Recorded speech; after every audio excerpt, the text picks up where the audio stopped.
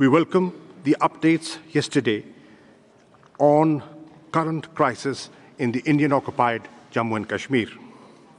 I'm privileged to speak today at the Human Rights Council, which is the custodian of global human rights, the third functional pillar of the United Nations.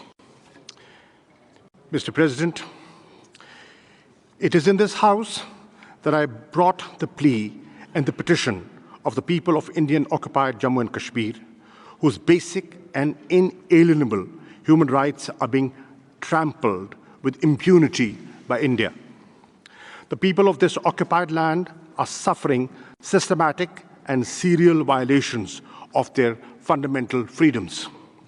For the last 6 weeks, over 8 million Kashmiris, already in the clutches of decades-long Indian oppression, have been virtually caged by an illegal military occupation that has swelled in ranks within days from 700,000 to nearly 1 million troops.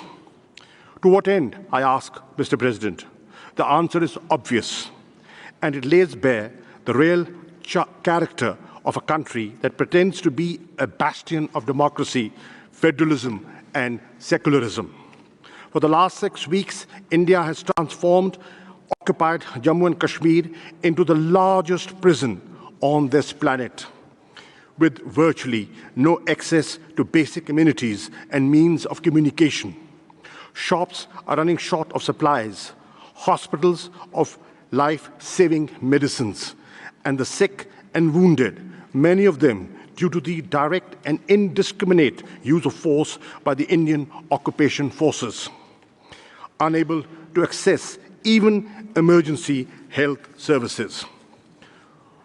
For 6 weeks and counting, Kashmiri's political leadership of all shades has been held under house arrest, imprisoned, and gagged. Over 6,000 people, political workers, activists, students, and professionals have been arrested without due process of law. Many of them have been forcibly shipped to jails all over India under draconian laws operative in the Indian-occupied Jammu and Kashmir. Distinguished delegates, I'm not alone in drawing attention to India's outright brutality and blatant disrespect for human dignity. The world is speaking. Independent and renowned international media outlets, as well as neutral observers, are regularly reporting horrendous atrocities against the people of the Indian-occupied Jammu and Kashmir.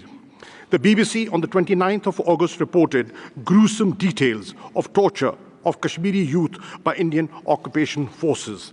The report quotes helpless victims as pleading, "Don't beat us, just shoot us." I've had this article distributed to all of you for your perusal. Similarly, The Independent on the 2nd of September reported horrific episodes of extreme brutality and humiliation of Kashmiris by Indian occupation forces who have shamelessly tortured people in public while stripping them naked.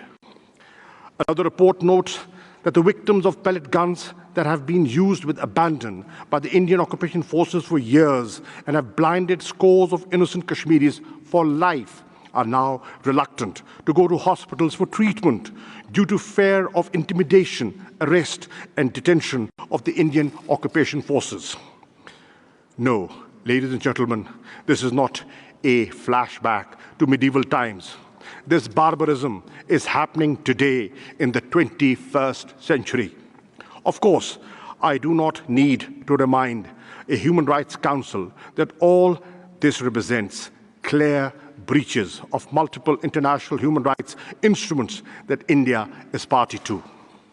This is the real story of the Indian-occupied Jammu and Kashmir and its people under subjugation that India is desperate to hide from the world.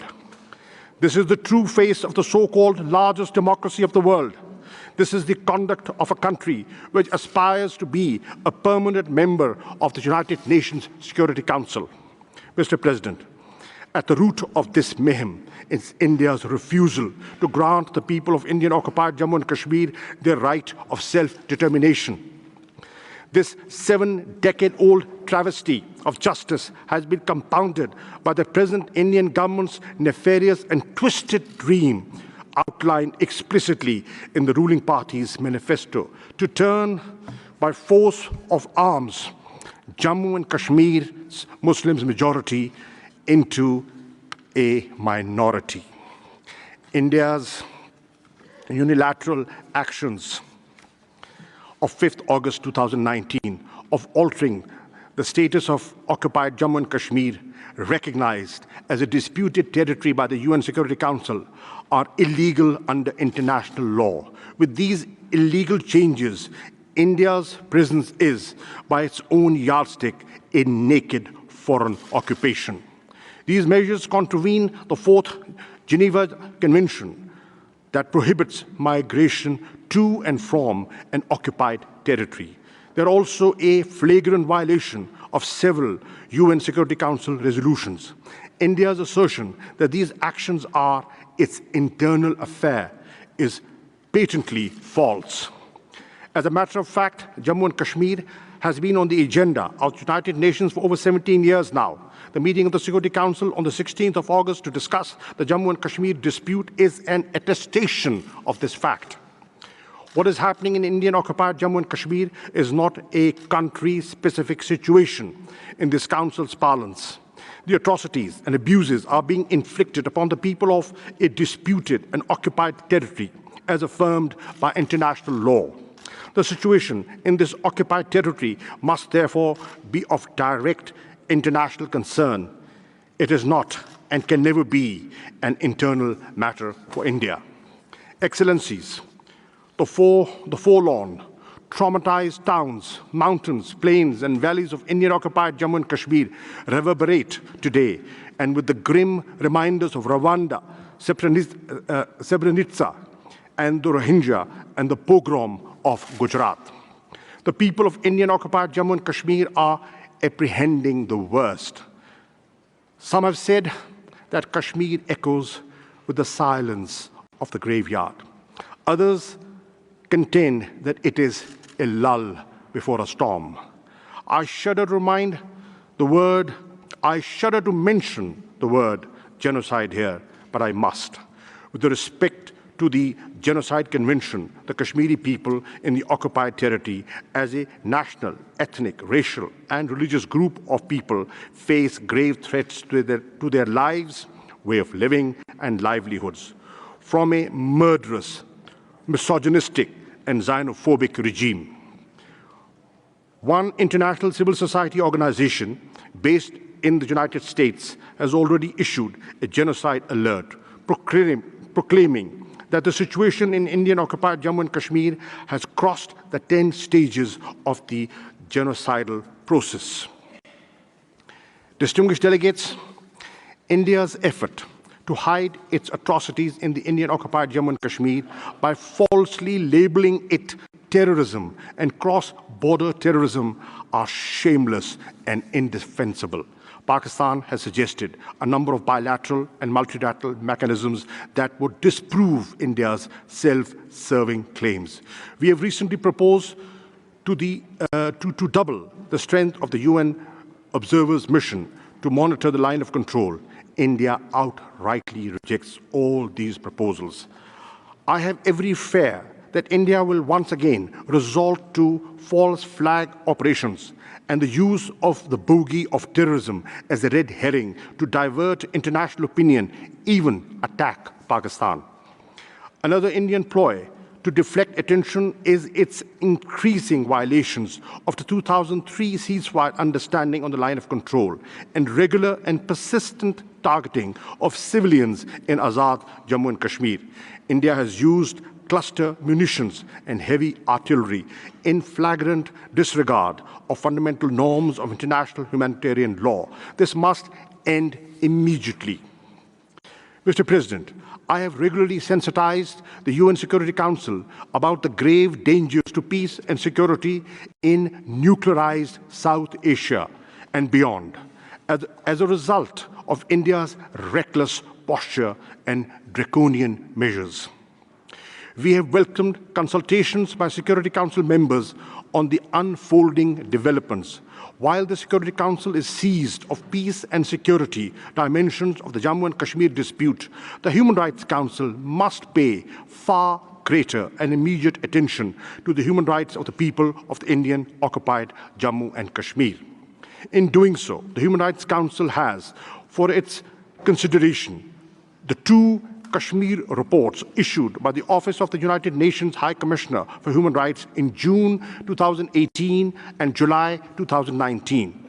Both reports make a clear recommendation to this Council to constitute an independent commission of inquiry to investigate and report human rights violations in Jammu and Kashmir. I reiterate from this platform Pakistan's endorsement of the recommendations of these reports. We urge focused discussions on the two reports in the Human Rights Council and a unanimous decision by this House to implement their recommendations made to India, Pakistan, and foremost to the Human Rights Council. If India has nothing to hide, it should allow unhindered access to the Commission of Inquiry as recommended by the UN High Commissioner. Pakistan stands ready to allow access to the proposed Commission of Inquiry or other mechanisms on our side of the line of control, together with similar access to Indian-occupied and Jammu and Kashmir. Mr. President, the Human Rights Council must pay heed to the plight of the Kashmiri people and address the warning signs of a looming catastrophe. For this, the Council should immediately take the following steps. 1.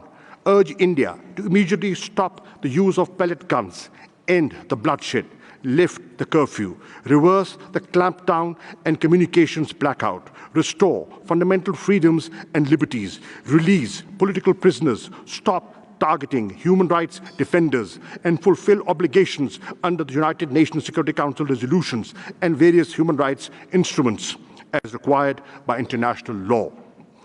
India's draconian emergency laws in occupied Jammu and Kashmir cannot be allowed to stand. 2. Take these steps to bring justice to the perpetrators of human rights violations of the innocent Kashmiri people, and in this context, constitute a commission of inquiry as recommended by the Office of the UN High Commissioner for Human Rights. 3. Authorize the Office of the High Commissioner and the Human Rights Council special procedures mandate holders to monitor and report on India's human rights violations in Indian-occupied Jammu and Kashmir and regularly update this Council. And fourthly, call upon India to allow unhindered access to human rights organizations and international media to the Indian-occupied Jammu and Kashmir. Excellencies, today, I have knocked on the doors of the Human Rights Council, the repository of the world's conscience on human rights, to seek justice and respect for the people of the Indian-occupied Jammu and Kashmir. At stake is our collective humanity, the principles that we all subscribe to, and what makes us human. We must not let political, commercial, and parochial considerations cloud and impair our thoughts and actions. We must not allow this august body to be embarrassed on the world stage. As a founding member of this Council, Pakistan feels morally and ethically bound to prevent this from occurring.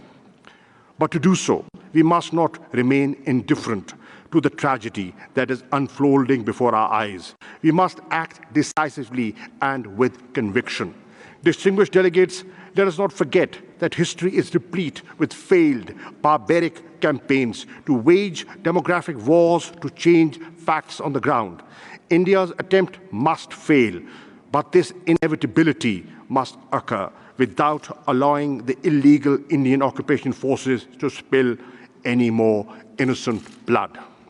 For 7 decades, the people of Indian-occupied Jammu and Kashmir have awaited implementation of the United Nations Security Council resolutions prescribing a plebiscite to honor their right to self-determination.